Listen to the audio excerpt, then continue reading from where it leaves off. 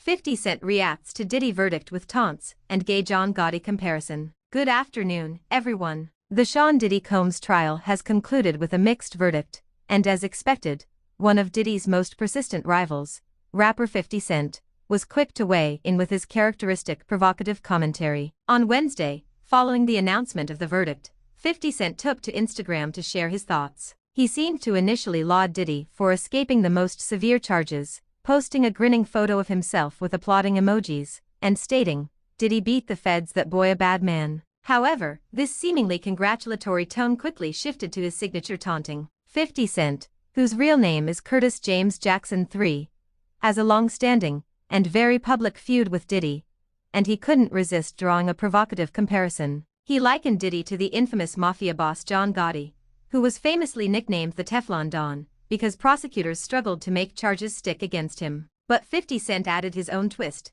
quipping, "Beat the Rico, he the Gay John Gotti." This controversial jab immediately garnered significant attention, highlighting the deep animosity between the two hip-hop figures. This wasn't the first time 50 Cent's name surfaced during the Diddy trial. Back in May, during some shocking testimony, their long-standing beef was actually brought up in court. Diddy's former assistant, Capricorn Clark, testified that her boss once implied he might pull a gun on 50 Cent. Clark recounted Combs telling his manager, after seeing 50 Cent at an MTV event, "I don't like all the back and forth. I like guns." Now, 50 Cent, who famously survived being shot 9 times in Queens in 2000, didn't miss a beat in responding to this courtroom revelation. He reacted to the name drop with mocking faux fear, posting on Instagram, "Wait a minute, Puffy's got a gun. I can't believe this, I don't feel safe," followed by a sarcastic LOL. This exchange perfectly encapsulates the ongoing, often theatrical, nature of their rivalry. The feud between 50 Cent and Diddy dates back nearly 2 decades,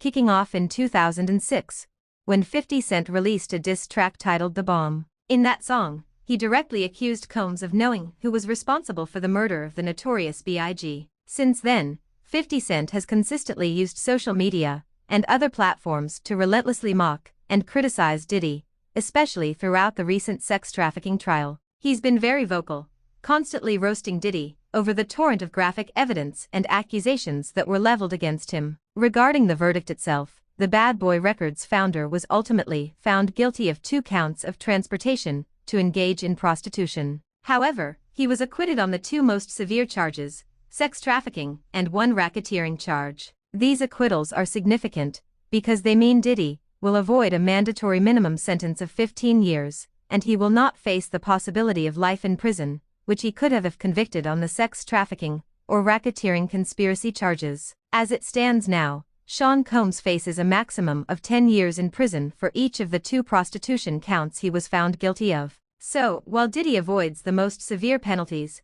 the legal battle has certainly taken a toll, and his longtime rival 50 Cent continues to ensure that the public conversation around Diddy remains charged with controversy and mockery. We'll keep an eye on how this continues to unfold.